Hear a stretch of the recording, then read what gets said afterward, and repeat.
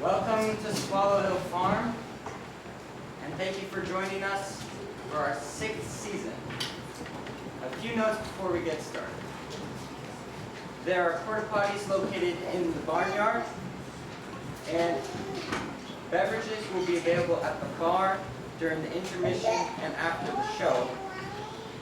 We hope you also support tonight's food vendor, Kayla Levitt. She made beautiful cookies. So, to prevent injury, please keep the aisles clear during the performances. The actors do use them in the show. Please silence your cell phones and refrain from flash photography. There are emergency exits located in the back of the barn and in the floor.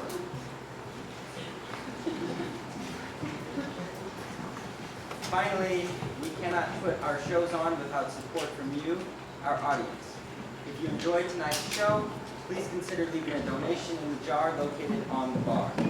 Or if you prefer, you can donate online via the Give Butter QR code in your program.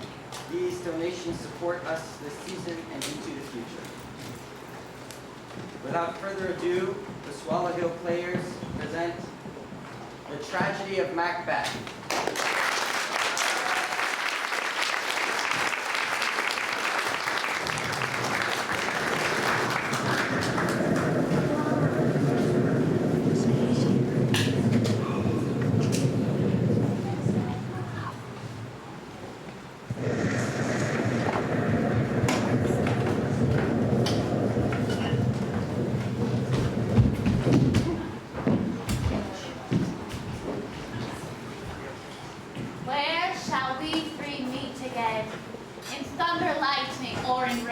When the hurly-burly's done, when the battle's lost and won, that will be a set of sun.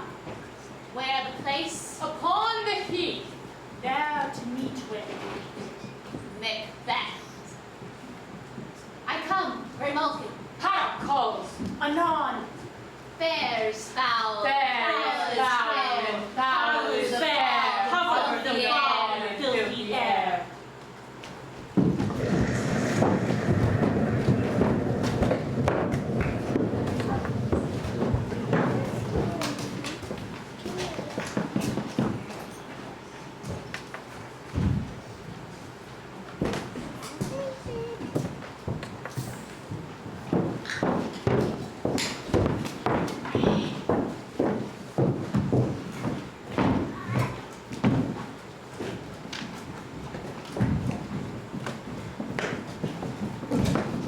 What bloody man is that?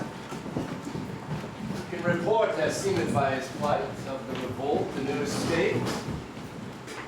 This is the sergeant, who like a good and hardy soldier fought against my captivity. Hail, brave friend. Say to the king the knowledge of the broil as thou didst leave it. Doubtful it stood. His two spent swimmers had to cling together and choke their art. The merciless MacDonald, worthy to be a rebel, for to that the multiplying villainies of nature do swarm upon him. From the western isles the kerns and gallowglasses is supplied, and fortune, on his damned quarrels smiling, showed like a rebel's horde. But all's too weak for brave Macbeth. Well, he deserves that name, disdaining fortune with his brandished steel, which smote with bloody execution. Like valor's minion, carved out his passage till he faced the slave, which ne'er shook hands, nor bade farewell to him, till he had seen him from the nave to the chaps, and fixed his head upon the battlements. Valiant cousin, worthy gentleman, as once the sun gives his reflection, shipwrecking storms and direful thunders. So from that spring whence comfort seemed to come, discomfort swells. Mark, King of Scotland, Mark, no sooner had justice with valored arms compelled these skipping kerns to trust their heels, but the Norwegian lord, surveying vantage, with furbished arms and new supplies of men, began a fresh assault. Dismayed not this our captains, Macbeth and Banquo? Yes, as sparrows eagles, or as hares a lion. If I say sooth, I must report they were as cannons overcharged with double cracks. So they doubly redoubled strokes upon the foe, except they meant to bathe in reeking wounds, or memorize another Golgotha, I cannot tell. But I am faint. my gashes. So well thy wounds become thee as thy words. They smack of honor both. Go, give him surgeons.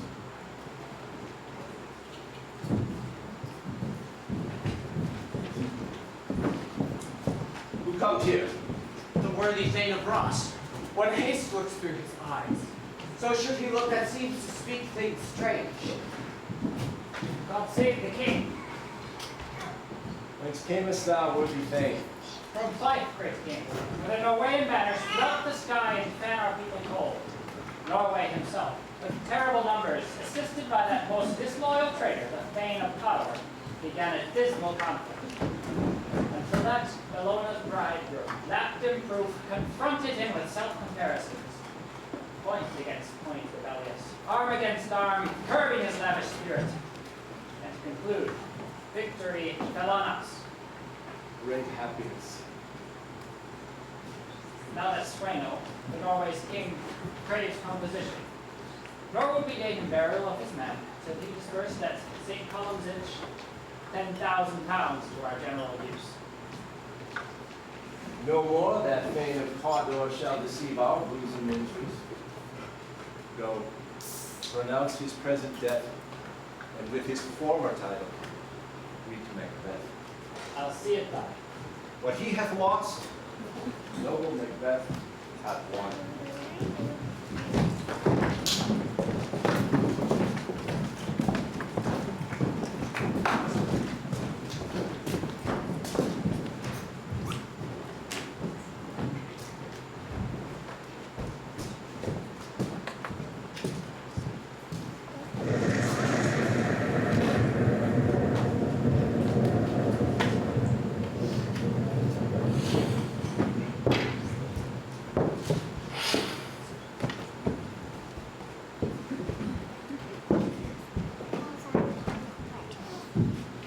Where hast thou been, sister? Killing swine. Sister, where thou? A sailor's wife had chestnuts in her lap, and munched and munched and munched. Give me, quoth I, a roint thee witch, the rumfed Iranian cries. Her husband's to Aleppo's gone master of the tiger. But in a sieve I'll thither sail, and like a rat without a tail, I'll do, and I'll do. I'll give thee a wind. Thou art kind, and I another. And I myself have all the other. And all the very ports they blow, and all the quarters that they know. I, the shipman's card, I will drain him dry as hay. Sleep shall neither night nor day hang upon his penthouse lid. He shall live a man forbid. Weary nights, 9 times 9, shall he dwindle, he can pine. Though his bark cannot be lost, yet it shall be tempest-tossed. Look what I have. Show me, show me. Here I have a pirate's thumb. Wrecked his homeward he did come. A drum, Macbeth doth come. The weird sisters hand in hand, posters of the sea and land, thus to go about, thrice to thine, And thrice to mine. and thrice again, to make up 9. Peace the charms wound up. So foul and fair a day I have not seen. How far is it called to forest? What are these? So withered and so wild in their attire that look not like the inhabitants of the earth, and yet are on it. Live you? Or are you what that man may question? You seem to understand me, by each at once her chappy finger laying upon her skinny lips. You should be women, and yet your beards forbid me to interpret that you are so. Speak if you can. What are you? Ah, hail, Macbeth. Hail to thee, Thane of Glamis. All hail, Macbeth. Hail to thee, Thane of Cawdor.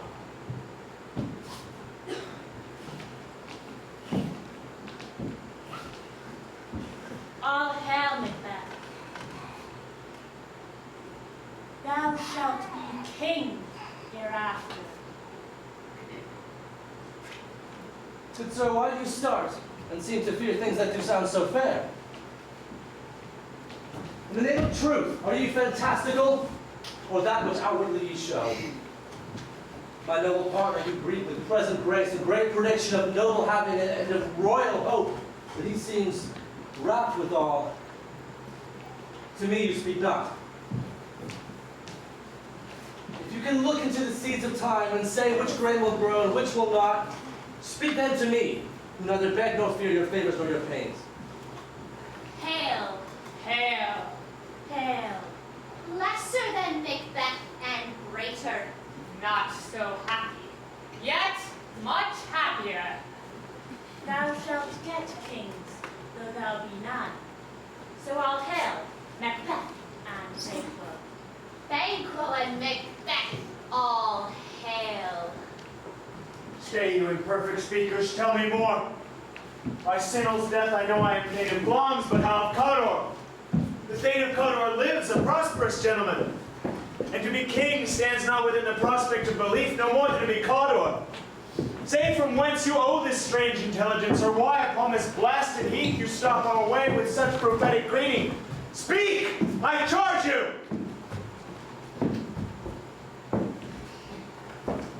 The earth hath bubbles as the water has, and these are of them. Whither are they vanished? Into the air. And what seemed corporeal melted as breath in the wind. Would they had stayed? Were such things here as we do speak about, or have we eaten on the insane root that takes the reason prisoner? Your children shall be kings. You shall be king. And Thane of Cawdor too. But if not so, To the self-same tune and words. Who's here?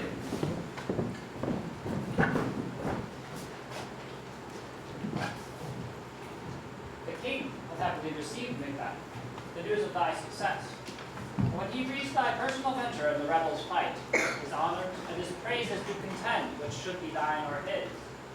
Silence with that, and viewing where the rest of the self-same day, find thee in the scout Norwegian ranks, something of fear to put thyself in his fate, strange images of death. As thick as hail came post with post, and every man bore thy praises in his kingdom's great defense, pour them down before him. We are sent to give thee from our royal master thanks, only to herald thee into his sight, not pay thee. And in an earnest of a greater honor, we bid me from him call thee Thane of Cawdor. In which addition, hail, most worthy Thane, what is thine? Can the devil speak truth? the Thane of Cawdor lives. Why do you dress me in borrowed robes? Who is the Thane lives yet, but under heavy judgment bears that life which he deserves to lose? Whether he was combined with those of Norway, or did line the rebel with hidden help and advantage, or that with both he labored in his country's wreck, I know not. But treasons, capital, confessed and proved, have overthrown him. Glamis and Thane of Cawdor. The greatest is behind. Thanks for your pains. Do you not hope your children shall be kings when they that gave the Thane of Cawdor to me promise no less to them? That trusted hope might yet enkindle you into the crown besides the Thane of Cawdor. And yet, 'tis strange. And oftentimes, to win us to our harm, the instruments of darkness tell us truths, win us with honest trifles, to betray us in deepest consequence. Cousins, a word, I pray you. Two truths are told as happy prologue to the swelling act of the imperial theme. Thank you, gentlemen. This supernatural soliciting cannot be ill, cannot be good. If ill, why hath it given me earnest of success commencing into truth? I am Thane of Cawdor. If good, why do I yield to that horrid image whose suggestion doth unfix my hair? Make my seated heart knock at my ribs against the use of nature. Present fears are less than horrible imaginings. My My thought, whose murder yet is but fantastical, shakes so my single state of man, that function is smothered in surmise, and nothing is but what is not. Look how our partners wrapped. If chance will have me king, why chance may crown me without my stir. New horrors come upon him, as these strange garments cleave not to their mold with the aid of use. Come what come may, time and the hour run through the roughest day. Worthy Macbeth, we stay upon your leisure. Give me your pardon, gentlemen. My dull brain was wrought with things forgotten. Your pains are registered where every day I turn the leaf to read. Think on what is past. In a little time, let us speak our minds freely, each to the other. Very gladly. Till then, enough. Come, friends.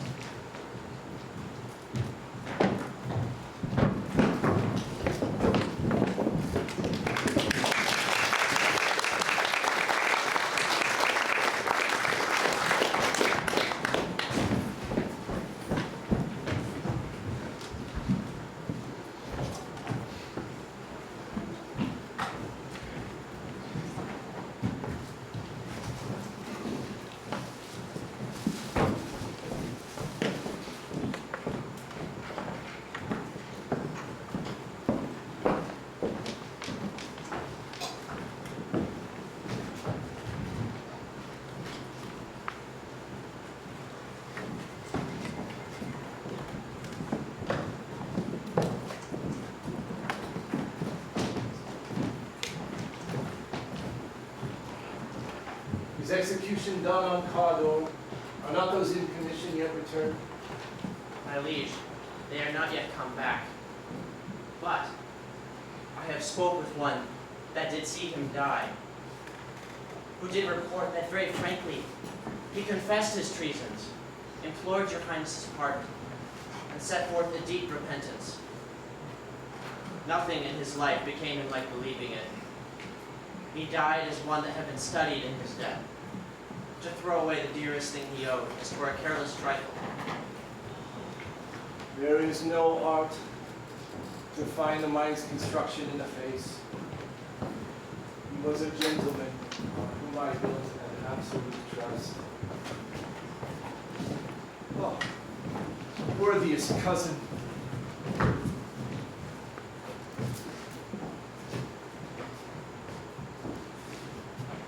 The sin of my ingratitude even now is heavy on me. Thou art so far before that swiftest wing of recompense is slow to overtake thee. Thou hadst less deserved, both in proportion of thanks and payment that might have been mine. Only I have left to say more is thy due than more than all can pay. The service and the loyalty I owe in doing it pays itself. Your Highness' part is to receive our duties. Our duties are to your children and state, throne and country, which do but what they should by doing all things safe to your love and honor. Welcome hither. I have begun to plant thee, and will labor to make thee full of growing. Noble Banquo, thou hadst no less deserved, nor must be known no less to have done so. Let me enfold thee and hold thee to my heart. There if I grow, the harvest is your own. My plenteous joys, wanton in their fullness, seek to hide themselves in drops of sorrow. Sons, kinsmen, thanes, you whose places are the nearest, know we will establish our estate upon our eldest, not whom we name hereafter the Prince of Cumberland, which honor must not unaccompanied invest him only, but signs of nobleness like stars shall shine on all deserters, from hence to Inverness, and bind us further to you. The rest is labor which is not used for you. I'll be myself the harbinger, and make joyful the hearing of my wife of your approach. So humbly take my leave. My worthy Cardinal. The Prince of Cumberland.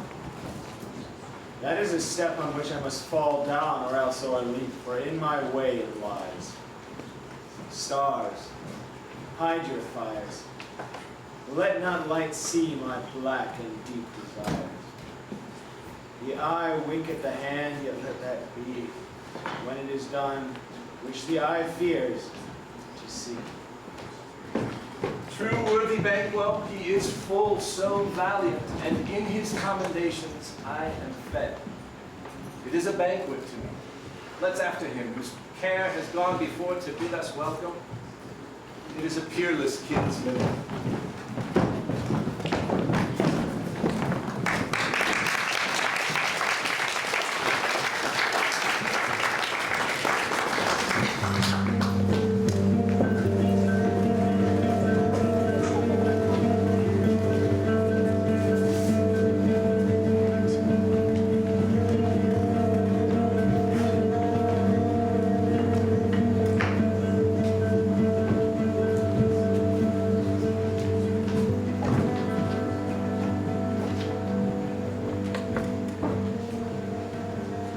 They met me in the day of success, and I have learned by the perfectest report they have more in them than mortal knowledge.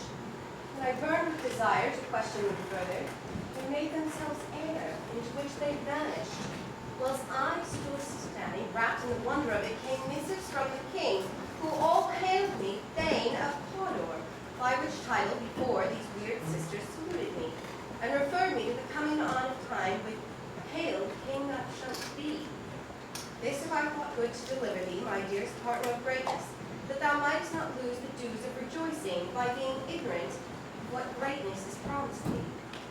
Lay it to thy heart, and farewell. Blonde thou art, and Cawdor, and shalt be that which thou art promised. Yet do I fear thy nature. It is too full of the milk of human kindness to catch the nearest way. Thou wouldst be great, art not without ambition, yet without the illness should attend it. That which thou wouldst hold me, thou wouldst tire me. Wouldst not play false, and yet wouldst wrongly win. Thou'st have, great Lambs, that which cries, thus thou must do, if thou have it. And that which rather thou dost fear to do, than wish it should be undone. Hie thee hither, that I may pour my spirits in thine ear, and chastise with the valor of my tongue all that impedes thee from the golden round, which fate and metaphysical aid seem to have thee crowned withal. What is your tidings? The king comes here tonight. Thou art not to see it. Is not thy master with him, who so would have informed for preparation? So please you, it is true. One of my fellows had to speak with him.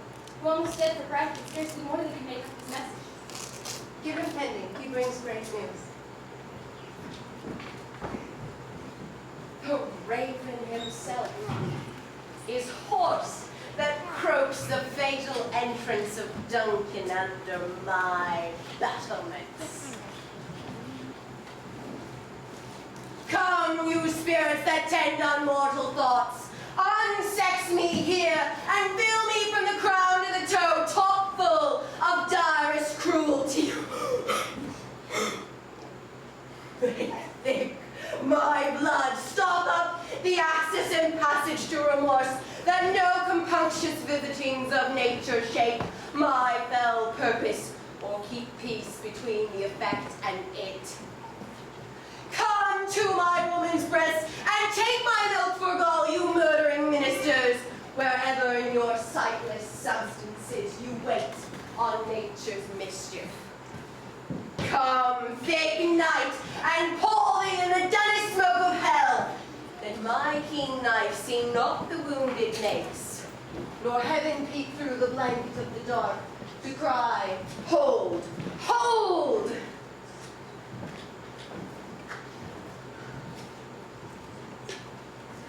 Great Glamis, worthy Cawdor, greater by the all hail hereafter. Thy letters have transported me beyond this ignorant present, and I feel now the future in the instant. My dearest love, Duncan comes here tonight. And when goes hence? Tomorrow, as he purposes. Oh, never shall sun that morrow see. Your face, my Thane, is as a book, where men may read strange matters. To beguile the time, look like the time. They're welcome in your eye, your hand, your tongue. Look like the innocent flower, but be the serpent unread. He whose coming must be provided for, and you shall put this night's great business into my dispatch, which shall to all our days and nights to come give solely sovereign sway and masterdom. We will speak further. Only look up clear. To alter favor ever is to fear. With all the rest to me.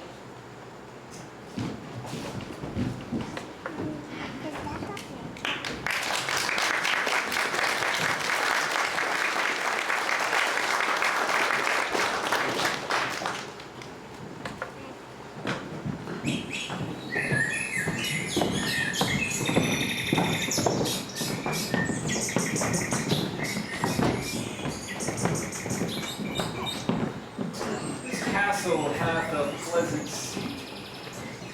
The air nimbly and sweetly recommends itself into our gentle senses. Ah, this guest of summer, the temple-hunting martlet, does by his large mansionry approve that the heaven's breath smells wooingly here. No jutty, frieze, buttress, nor corn advantage, but this bird has made his pendant bed and procreate cradle. Where they do most breed and haunt, I have observed, the air is delicate. See our noble hostess. The love that follows us sometime is our trouble, yet still we thank as love. Herein I teach you how you shall bid God gild us for your pains and thank us for your trouble. All our service in every point twice done, and then done double, were poor and single business, to contend against those honors deep and broad, wherewith your majesty loads our house. To those of old and the late dignities heaped unto them, we rest your hermits. Where's the Thane of Cawdor? We coursed him at the heels and had a purpose to be his purveyor, but he rides well. His great love, sharp as his spur, hath holp him to his home before us. Fair and noble hostess, we are your guests today. All your servants ever have theirs themselves, and what is theirs in common, to make your highness their audit, at your highness's pleasure, still to return your own. Give me your hand. Conduct me to mine host. We love him highly, and shall continue our graces towards him. By your leave, hostess.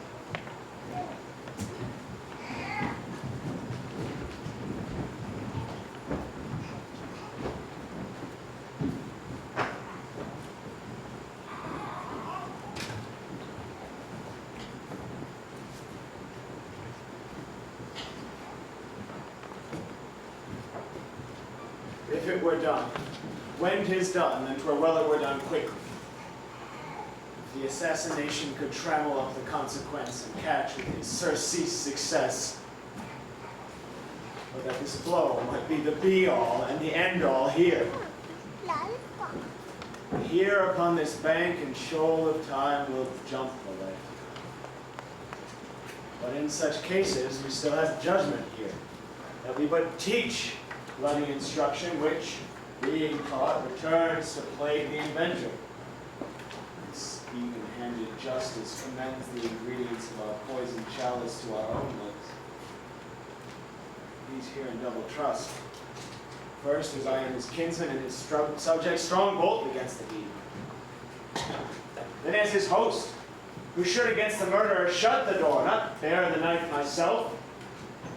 Besides, this Duncan hath borne his faculties so meek, have been so clear in his great office that his virtues will plead like angels, trumpet-tongued, at the deep damnation of his taking off.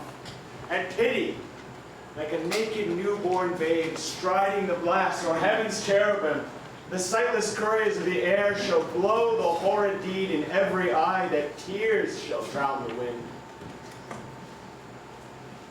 I have no spur, great the size of my intent, only vaulting ambition, which o'erleaps itself and falls on the other.